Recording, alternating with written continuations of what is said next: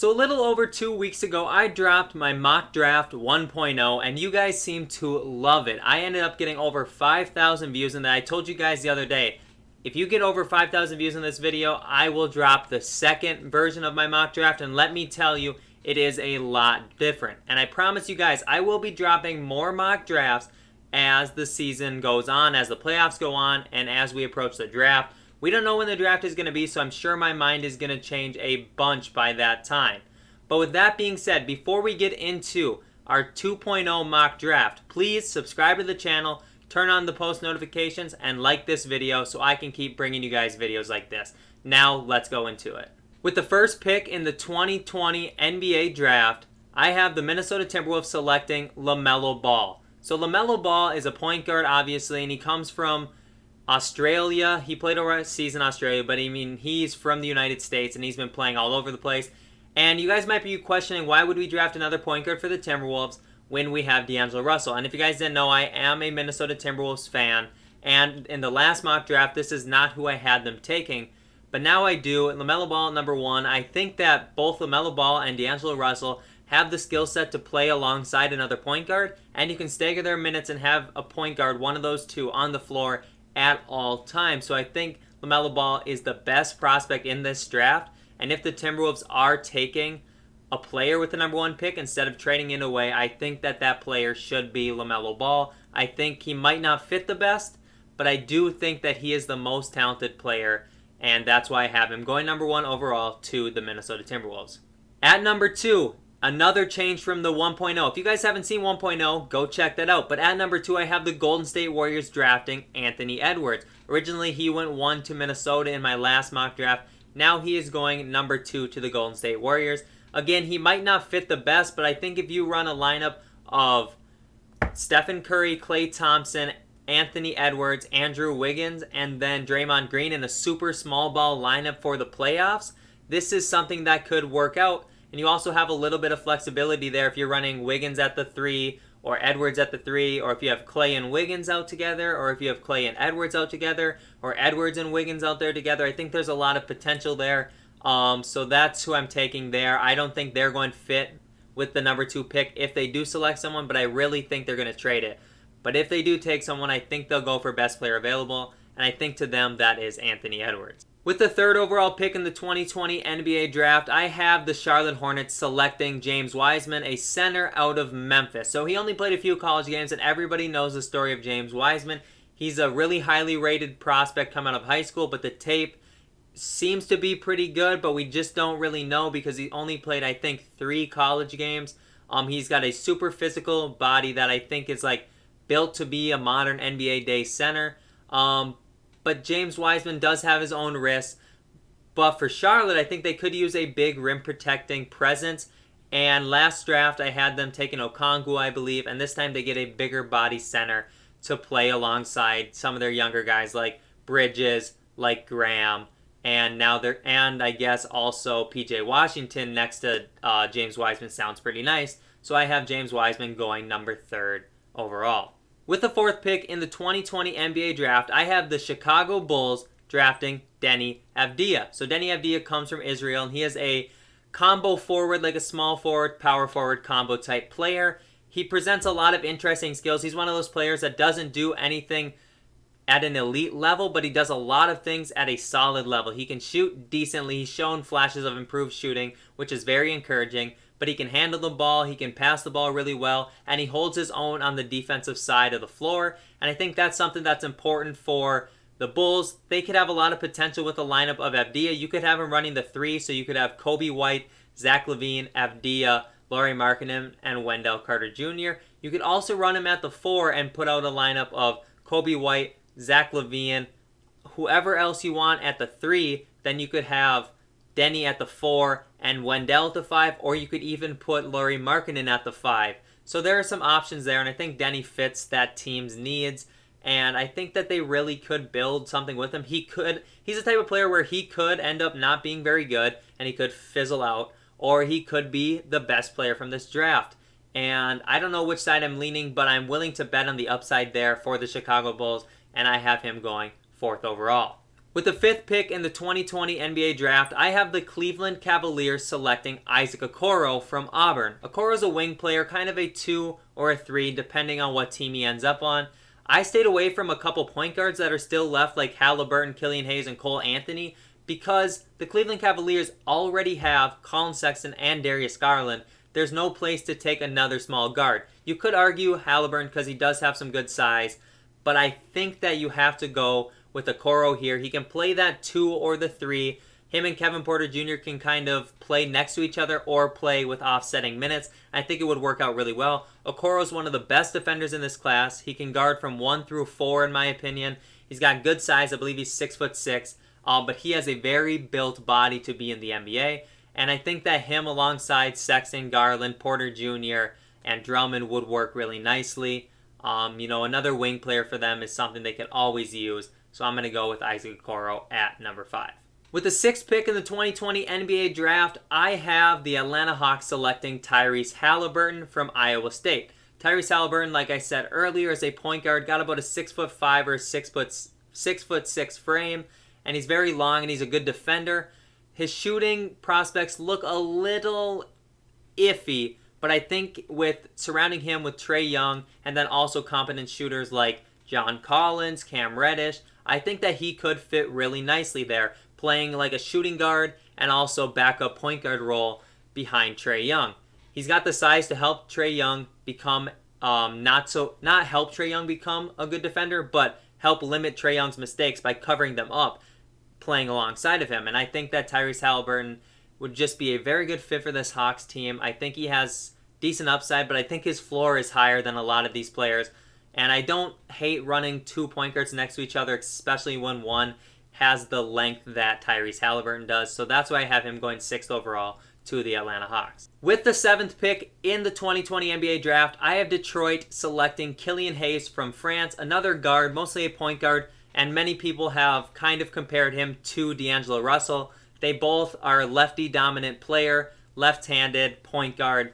Not a great defender, but I do think that Killian Hayes has a lot more defensive potential and already a defensive floor that is higher than D'Angelo Russell.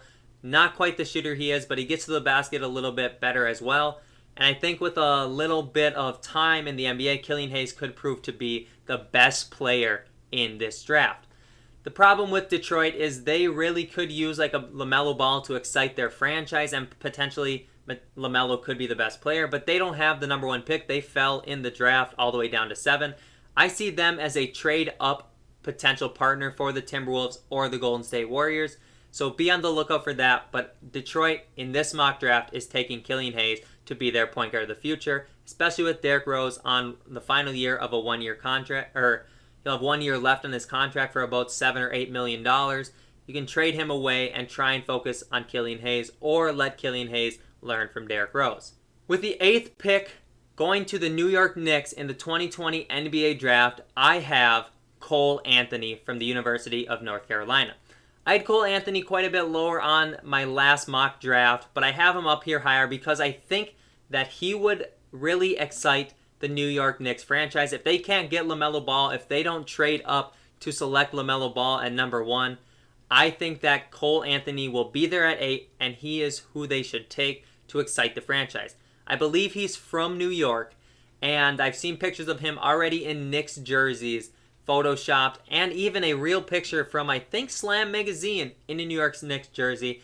And coming out of high school, he was one of the top prospects in this class, and he was on a very bad North Carolina team while in college, and I think that kind of lowered his draft stock because he took a lot of bad shots because he kind of had to try and win some games.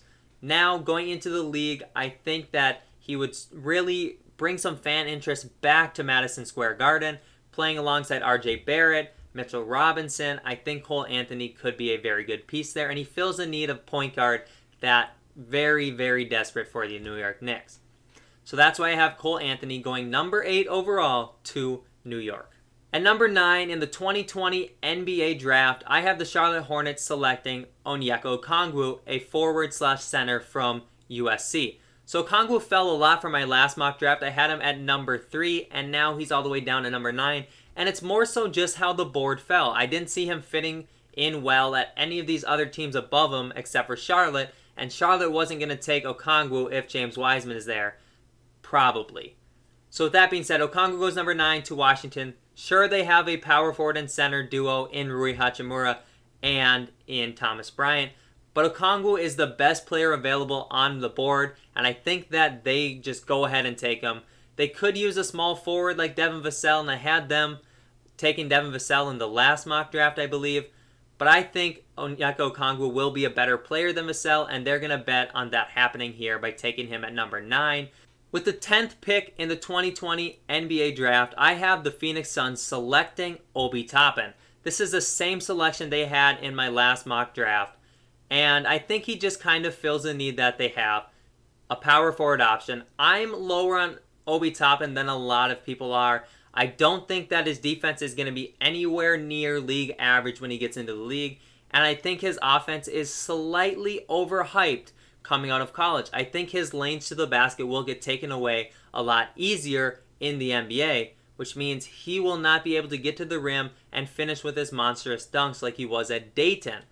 And for those of you who don't know Obi Toppin, some people have him as high as number 1 on their big board. He was the player of the year in college last season. He's a power forward. I think he might play some small ball center in the NBA, but I think Obi Toppin, offensively, I think he's going to be able to shoot the ball. I think he will get to the rim some, but not quite at the rate that he did in college. NBA defenders are a lot better than college defenders, and I think he might struggle, and I have him all the way at number 10 for the Phoenix Suns. At number 11, I have the San Antonio Spurs selecting Devin Vassell in the 2020 NBA Draft. Devin Vassell is a 3-and-D type player with a very large wingspan, playing the shooting guard, the small forward positions in the NBA. He shoots the ball really well from 3, and his percentages look great, and they should transfer over to the NBA. He's not a player that really has an off-the-dribble type game, but he did develop that slightly from his freshman year to his sophomore year. Devin Vassell was a really good defender in college as well, along with everybody else that was on the Florida State team, and I think that's one thing that people are going to buy into when he gets to the league. I could compare him quite a bit to Mikal Bridges, and I think that's a very good comp with a 3-and-D prospect build, and I just think Devin Vassell is going to be a very solid player. I think his floor in this class is higher than a lot of people's, though his ceiling might not be as high as someone like LaMelo Ball or Anthony Edwards. Vassell could end up winning Rookie of the Year and having the best rookie season of this entire class, because sometimes those top-tier players need a little bit longer to develop, and they're more so betting on potential rather than floor, and I think Vassell is a safe floor pick at number 11 for the San Antonio Spurs. And I think the Spurs could use another shooter on the wing, especially with DeMar DeRozan getting older and his contract isn't looking as good as the years go on. I think Vassell could fit into that shooting guard small forward role really nicely in San Antonio. With the 12th pick in the 2020 NBA Draft, I have the Sacramento Kings selecting TYRESE MAXEY, a guard from Kentucky. So TYRESE MAXEY is a very athletic point guard, shooting guard type player, and he can get to the rim pretty well, and I think his shooting will be maybe slightly below league average, but I think his potential is one of the highest in this area, and probably the highest left on the board for the Sacramento Kings. I think he could slide in nicely alongside De'Aaron Fox, especially if the Kings decide to move on from Buddy Hield and potentially don't bring back Bogdan Bogdanovic. I think that TYRESE MAXEY would fit in really nicely. And there's a thing with Kentucky players that I buy into every season, and we call that the DKP, Draft Kentucky Players. It's been a thing around the internet that Kentucky players pan out at a higher rate than any other college, and that seems to be true. Sometimes you have to bet on the player just because of the system they were in college, and that's kind of what I'm doing with TYRESE MAXEY. I know he didn't have a great season. I know there's players that you might think are better than him, but I think that for the Kings, they will bet on this potential because they're going to be one of the worst teams in the league next year. Why not bet on somebody like TYRESE MAXEY, let him develop, and see if he can become somewhat semblance of a star player in the NBA. With the 13th pick in the 2020 NBA Draft, I have the New Orleans Pelicans drafting Aaron Nesmith from Vanderbilt. Aaron Nesmith was off to a hot start while at Vandy. He was shooting the lights out from 3, and then he got hurt. We don't have as much tape on him as we wish we did. We don't have a full season of stats on him like we wish we did. But the thing is, his stats were so great while he was there that you have to take a bet on him in the lottery. NESMITH is a knockdown shooter from the wing, and I think that's something that New Orleans could use. If you run out a lineup of potentially Lonzo Ball, Aaron Nesmith, Brandon Ingram, Zion, and then whoever you have at center, maybe Jackson Hayes, that would be perfect. You add a little bit of shooting around Lonzo and Brandon Ingram and Zion with Aaron Nesmith. He can fit into that 2-guard spot. Maybe Drew Holiday gets traded and then Aaron Nesmith can fill that role. Maybe you could even run a lineup of Ball, Drew, Nesmith, Ingram at the 4, and Zion at the 5 in a small ball set. There's plenty of options there. I think the Pelicans could use some shooting, and we're going to go with Nesmith, who might be the best shooter in this class. With the 14th pick in the 2020 NBA Draft, the Boston Celtics are selecting Patrick Williams, a forward from Florida State. Patrick Williams is the teammate of Devin Vassell at Florida State, and another solid prospect for defense in the NBA. He has a very built frame, and he's one of the youngest players in this draft. I personally think he's going to play more of a 4/small ball 5 role in the NBA. Some people think he'll develop into a 3/4. I just don't see his ball handling and shooting getting to that point to where he's going to be a 3 in the league. But I think he could legitimately guard 1 through 5 at the NBA level and be effective. One of those players, kind of like a Draymond Green type, that is able to guard anyone on the floor. It doesn't matter who. I think it'll work out in his favor. I love Patrick Williams. I hope he falls to the Timberwolves at 17. I doubt that he does. And Boston could really use him as a small ball 5 next to Jason Tatum and Jaylen Brown. I think it would work out really well for Boston to take him here. And I really like Patrick Williams' potential to become a 3-and-D type 4/5, which is just unheard of in this league. And guarding 1 through 5 would be absolutely amazing for Boston. So I have Patrick Williams going 14th overall to the Boston Celtics. Now we're out of the lottery and there's 16 picks left to be made. I'm not going to go into depth on all of them, but I will run through who I have taken at all of these picks. With the 15th pick in the draft, I have the Orlando Magic selecting Theo Maledon, a guard that can kind of fill the role of Evan Fournier and play alongside Markelle Fultz. At number 16, I have the Portland Trail Blazers selecting Precious Achiuwa, a power forward option that they could really use like that 3-4 wing. I think he's going to be mostly a 4, but I think he would fit in really, really nicely next to Dame and CJ and provide some length and versatility at that 4 spot. So I have him going to Portland. With the 17th pick in the 2020 NBA Draft, I have the Minnesota Timberwolves selecting Saddiq Bey from Villanova. He's a combo forward option that I think would play some solid defense and provide a lot of help for D'Angelo Russell and Karl-Anthony Towns. He can also knock down a 3-point shot. I think it would work out beautifully. At 18, I have the Dallas Mavericks selecting Josh Green, another great shooter from Arizona. I think he would fit in really nicely alongside Luka Doncic and Kristaps Porzingis at like that 3 spot. I think he would fit in perfectly in Dallas, and I have him going at number 18. At number 19, I have the Brooklyn Nets selecting RJ Hampton. I know it's another guard, but I feel they might be making a move for someone like Bradley Beal this offseason if he is available. And this could be your combo guard next to Kyrie Irving, and I think it would fit in really nicely if Karis LeVert and Spencer Dinwiddie are gone. I also think that RJ Hampton is just one of those really high potential players in this class that's kind of fallen throughout his time in Australia. But he was one of the top-rated prospects coming out of high school, and I think that's worth something. So I have him going 19th overall to the Nets. At number 20, I have the Miami Heat selecting Nico Mannion. So Goran Dragic is still performing solidly, but I think that with his age, over time, within the next couple of years, he might be out the door in Miami and possibly out of the league pretty soon if injuries or age take a toll. Nico Mannion is a point guard from Arizona. I think he would slot in nicely alongside Jimmy Butler, Bam Adebayo, Duncan Robinson. And I think he was another really highly ranked prospect out of high school who kind of saw his draft stock take a hit during college. I think Nico Mannion is worth taking the risk on, especially for a team that is so close to winning a championship, and they potentially could win a championship this season.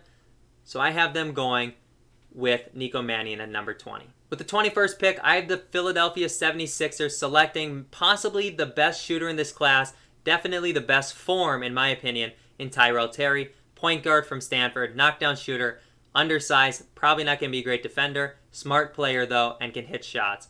Fit in perfectly alongside some non-shooters like Embiid and Simmons. With the 22nd pick in the NBA draft, I have the Denver Nuggets selecting Robert Woodward from Mississippi State. He's a small forward, and I think they just really need a backup small forward that can play behind Will Barton. I think he'll fit in nicely there. At number 23, I have the Utah Jazz selecting Kira Lewis Jr. from Alabama. He can be the point guard of their future if everything pans out right. He can play alongside Donovan Mitchell and really provide that spark, and I think that he'll just fit in perfectly. I think the Jazz need a point guard.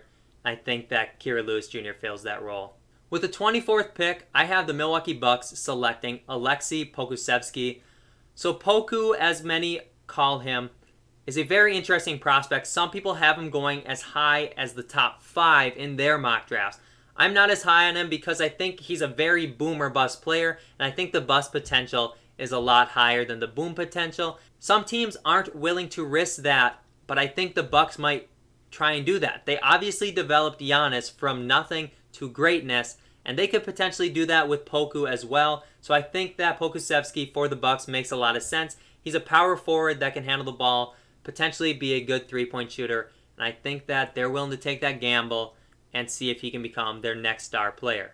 With the 25th pick in the NBA draft, I have the Oklahoma City Thunder selecting Jalen Smith from Maryland. He's a power forward, maybe possibly a small ball center option that could fit in nicely alongside, if everything goes right and they keep Chris Paul, Shea, Schroeder, and, Gallinari. A lot of these players that they have are guards. I think that happens here with Jalen Smith.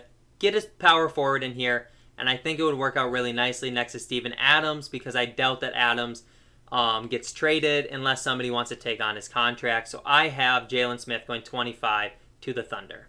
At number 26, I have the Boston Celtics selecting Trey Jones. They need a backup point guard. Brad Wanamaker just is not it, and I think Marcus Smart is better suited playing off ball as a shooting guard. So I have them selecting Trey Jones. I think he would fit in perfectly as a defensive guard that can pass the ball really well. He's not the flashiest passer. He might not make the craziest passes, but he takes care of the ball really well. His assist to turnover ratio is going to be great, and I think for Boston, that's exactly what they need.